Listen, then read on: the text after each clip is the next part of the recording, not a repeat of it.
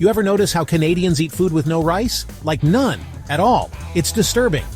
I moved here from a Cebuano household where rice isn't just food, it's law. You don't have rice, you're not eating, you're just snacking.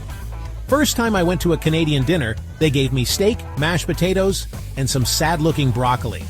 I was waiting, like, okay, where's the rice? They said, oh, we don't have rice tonight. No rice? What do you mean no rice? That's like telling a Canadian, oh sorry, no maple syrup this year. Panic mode. I started looking around thinking maybe it was hidden under the table like some kind of secret stash. Nope, just bread. Bread everywhere. And don't get me started on breakfast. In the Philippines, we wake up to garlic fried rice with eggs and meat. Here, cereal. A bowl of sadness floating in milk.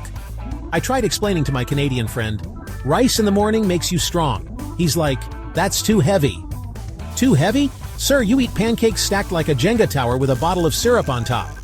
Tried to live without rice for about 3 days, but my Cebuano stomach couldn't take it. I need rice. Rice is life. I thought I could live without rice, but I just can't. But I've adapted.